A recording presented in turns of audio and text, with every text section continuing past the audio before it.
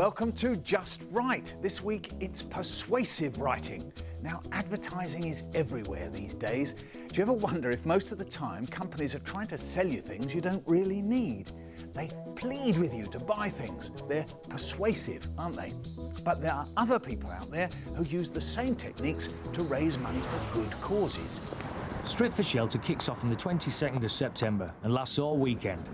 All you have to do is donate £2 to a great cause, and you can wear your favourite football strip to work or school. This week's challenge is to help write a campaign brochure, a kind of leaflet, for Shelter, the charity for the homeless. The brochure is to promote Shelter's fundraising campaign in schools. Whoever you support Strip for Shelter. Right, now Murray lives in North East London. Would you like to help Shelter with their brochure? Yeah, right then, I'll have a go. Might need some help though. Certainly. Siobhan Graham is one of Shelter's fundraisers. Will you give Murray a hand? Of course I will, I'd love to. But we've got to move fast because it's only a few weeks till we launch Strip for Shelter. Excellent. Off we go.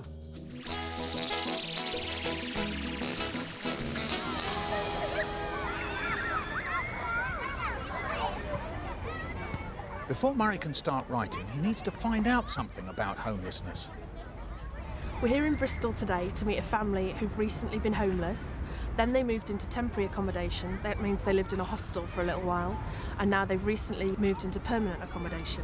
It'll be really good for you to see that homelessness is more than just people sleeping on the streets. Living in temporary accommodation can really affect child's schooling. They've got nowhere to bring their friends home for tea or nowhere to do their homework.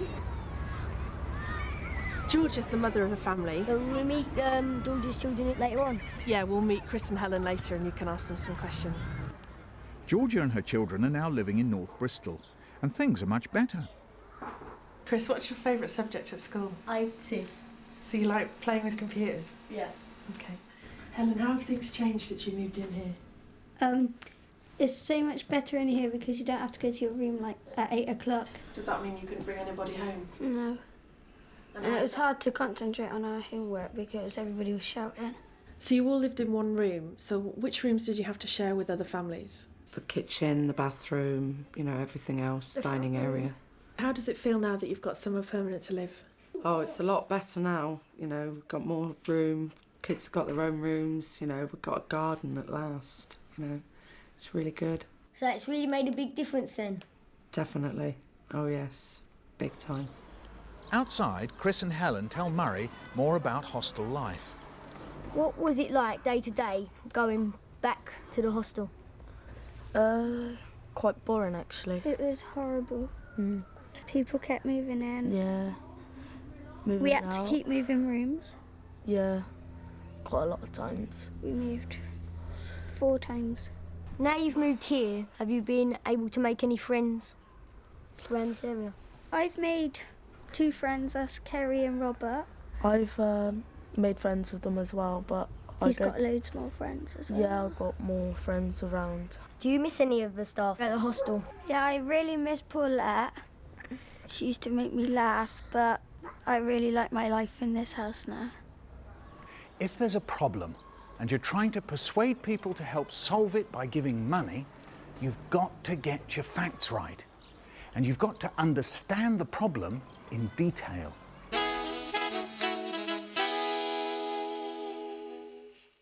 So now we're back in the office after having come back from Bristol on our fact-finding mission. What kind of things did you learn when you were in Bristol and you met Georgia and her family? Living in the hostel must have been hard because the kids' social life wasn't that good because they had nowhere to do their homework or bring their friends home. And the education for the children, because they moved around a lot, was very difficult, and also making friends. Although they made friends, they didn't make friends properly. So we learned a lot when we were in Bristol and met those kids. And now we've got to put all that we learned into our brochure for Strip for Shelter. What we first need to think about is who our brochure's for. So it's primarily for kids like you who are at school, to give them something fun to do, and it's about football. What do you think your friends think of the idea? Well, I went to football training last night, and my mates really were up for the idea of raising money for Strip for Shelter. What now, Dad? Okay, stop. Well done. Dad, are you getting this? Good information. Strip for Shelters charity helps people that don't have a very good life, like all you do. When we were in Bristol, we saw this family, a lady named Georgia. She had 3 kids, one at our age, one at like 11, and the other one at 18 months. Before they moved into their house, they lived in a hostel and they had to share kitchens, they had to share a bathroom. They never used to have a garden. Now they've moved out from a hostel into a house. I think really they're just so happy that they've got it. Well done there, Leon. Well done, son. See, we all like football. Do you think Strip for Shelter will be a very big success? Would you all do it, like pay 50p? Yeah, I'll pay 50p to help the homeless, just to wear football kit and give 50p towards whatever. And you get more people doing football than you would a few years ago. Yeah, because like lots of kids like football. Do you get all that, Dad? Nice one. Okay, so Strip for Shelter's fundamentally about wearing your strip instead of your school clothes. But there's got to be other ways to get people who aren't so into football involved. Maybe you could go and do some research and ask a few of your friends. Yeah, I think I might have to. So, next day at school, So Zainab, you're not into football. What would you do? Me, I would have a big skipping thing where everyone comes along and they get sponsored for like... Instead of having sports, I'd have a kind of a music, like a party in a park, so like half the money would be out. Sponsored kick-ups, and like whoever gets the most kick-ups will win £10, and that will raise money. I have like a tuck shop and we can raise money by doing that because people pay for it. To do a face painting event for your children younger than 5 because they'll actually enjoy it and they'll, feel to donate money to charity.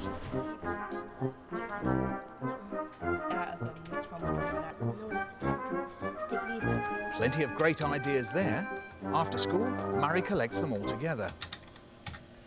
If your pupils haven't got the time to paint their faces for arriving at school, why not set up a face painting area in your classroom? Charge 50p per face. No matter how good the cause is, you have to make sure that you suggest fundraising activities that are going to be fun and popular with the people you're trying to persuade. It's all about knowing your audience. So just like Murray, ask around to get some ideas and then decide what'll get people going and raise the most cash. Donate £1 for every goal England score in their next match? Don't think so, do you?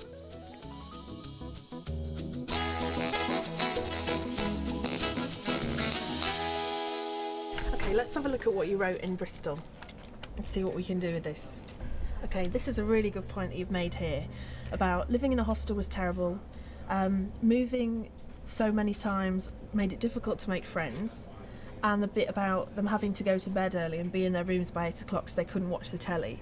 That's exactly right, but we want to say that differently for the brochure because we don't want a whole length of words that can be quite boring and tedious to read. So we want to put it into some snappy bullet points. How do you think we can say that more snappily?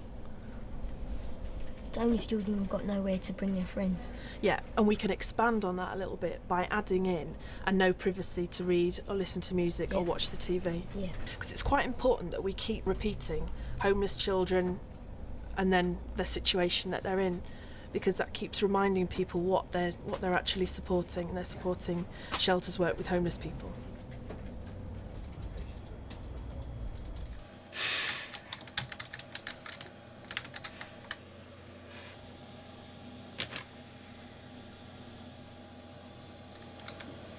How's it going, Murray? Okay, I think, but there's so much information. I'm having trouble trying to make it short and snappy. So what have you got? There's everything Chris and Helen told me about how being homeless caused problems with their education. They had to move schools all the time, and so they had problems making friends, and they weren't really getting into their lessons because they had new teachers to get to know all the time. Look, that's really good. You've got all the important points in there, and the language is simple and direct. Just cut out what you don't actually need. How about homeless children have to move schools? Frequently? Yeah, frequently, which makes it difficult to make friends, learn, Properly? and get to know their teachers. Perfect. Thanks, Michael. No problem at all, Murray. Glad to help. Keeping things simple isn't always that simple. But if you want to make a big impact and make sure that everyone understands what you've written, you've got to do just that. To put it another way, in order to maximise the effectiveness of your written communication and to ensure that it'll be intelligible to the majority, do ensure that your language is both clear and concise. Look, just keep it snappy.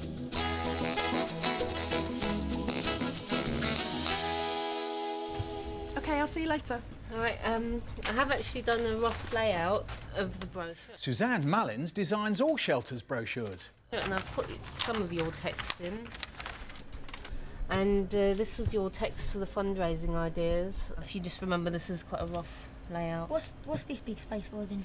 All right, that's for your facts about homeless children. So I've left that there, so I don't know if you've got that with you. Mm-hmm. Oh, excellent. Right, hang on. Right, I'll just make it a bit smaller because I thought it would be good to put another photo in. Right. There we go. Actually, that seems to fit all right, which is lucky. Hi, so how's it gone? Seems to be fitting really well, so... Brilliant, yeah, it looks like it's all there. Background information, statistics, bullet points, it's colourful. What do you think, Mary? Do you think your friends are going to like it? Yeah, great. Excellent, I think it's going to do the job. So, let's pull some of this together. If you're going to persuade people to give money, you first have to understand the problem. Then you've also got to know your audience. And when you come to write it, keep it snappy. It's Friday, the 22nd of September. This is News Round, live at 5. Hello, our top stories this afternoon. Why children binned their uniforms in favour of footy kits. Strip for Shelters happening nationwide, and it's on BBC News Round. Thousands of children across the country have been paying money to pull on their favourite footy strips. When you just wear school uniform, it's so plain and it's boring. Last year's Strip for Shelter raised £250,000. This year they're hoping to do even better. In animals and plants and living things, they're called cells. And this is Murray's school, would you believe?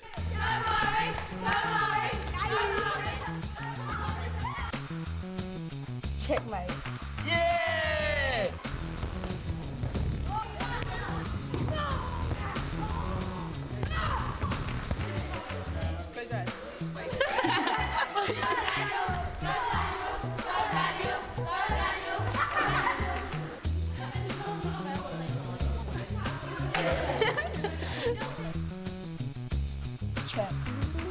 A successful campaign in aid of the homeless.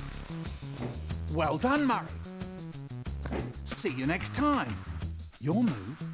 Checkmate.